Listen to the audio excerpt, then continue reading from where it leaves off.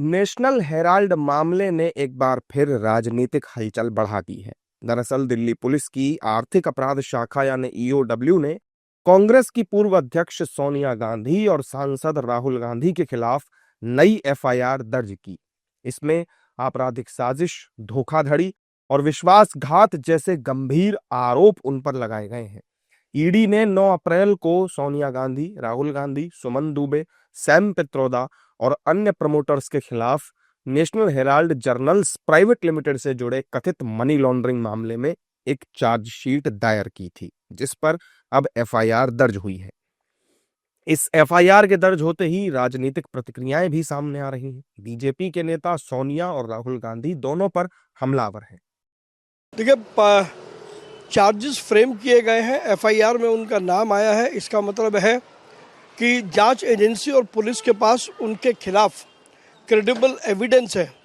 और ये माननीय प्रधानमंत्री नरेंद्र मोदी जी ने बार बार कहा है कि जिन्होंने लूटा है उन्हें लौटाना पड़ेगा। नेशनल हेराल्ड अपने मामले का एक तरह का अलग से मामला है जिसमें पब्लिक मनी के साथ विश्वासघात किया गया, और ये कोई नई बात नहीं है।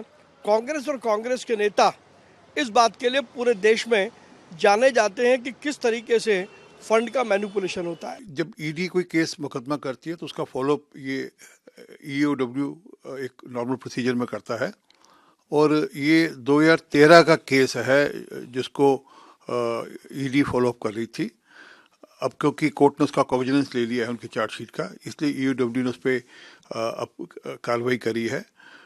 1 करोड़ रुपया ट्रिप रूट कर कलकत्ता की कंपनी से रूट कर 2000 करोड़ रुपए की कंपनी को हथिया लेना और फिर उसमें जाकर घपला करना, घोटाला करना, इसलिए ईओडब्ल्यू ने केस किया है। ये एक कानूनी कार्रवाई है। विपक्ष ने भी पलटवार किया। विपक्षी नेताओं की माने तो जनता का ध्यान भटकाने के लिए ईडी, आईटी और सीबीआई का इस्तेमाल किया जा रहा है। देखिए, ये विपक्ष को प्रताड़ित करने की कोशिश हो रही है, ये साजिश है, और ये लोकतांत्रिक तरीका भारतीय जनता पार्टी का कभी नहीं था, न रहेगा। ये पूरी तरह से तानाशाही रवैया अपनाने वाली है। विपक्ष को खत्म करना चाहती है, विपक्ष को डराना चाहती है, लेकिन हम डरेंगे नहीं। ये करते रहें। ये कितने साल तक एक केस को खींचना चाहते हैं? देखिए आप कि ये केस लगातार चलते आ रहा है। बार बार आप नए तरीके से इसको हथकंडे इस्तेमाल कर रहे हो। इसके पीछे की मंशा सिर्फ यह है कि विपक्ष डरे। हम डरेंगे नहीं, हम लड़ते रहे। तो ये पॉलिटिकल टारगेटिंग 2014 से उनकी चल रही है, 2025 पे हम हैं। कोई ना सत्य है ना कोई उसमें तथ्य है, जिस वजह से लगातार जब भी पॉलिटिकल ध्यान भटकाना हो, जनता का ध्यान भटकाना हो, वो ऐसी चीजों को ले आते हैं। और जनता जानती है कैसे विपक्ष को घेरा जाता है, कैसे विपक्ष पे ईडी, आईटी और सीबीआई लगाए जाते हैं, और जो लोग विपक्ष के कमजोर होते हैं और दूसरी तरफ चले जाते हैं, पल्ला बदल लेते हैं, वो गंगा नहा लेते हैं।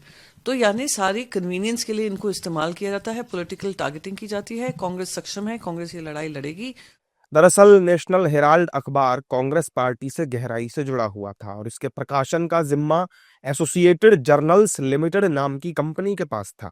एजेएल के पास दिल्ली, लखनऊ, मुंबई जैसे शहरों में करीब 2000 करोड़ रुपए की संपत्तियां थीं, लेकिन आरोप है कि एसोसिएटेड जर्नल्स लिमिटेड की 2000 करोड़ की संपत्तियों को महज 50 लाख रुपए में हड़पने की आपराधिक साजिश रची गई थी। और 2013 में सुब्रमण्यम स्वामी ने सोनिया गांधी, राहुल गांधी, सैम पित्रोदा और अन्य प्रमोटर्स पर एक शिकायत दर्ज कराई थी।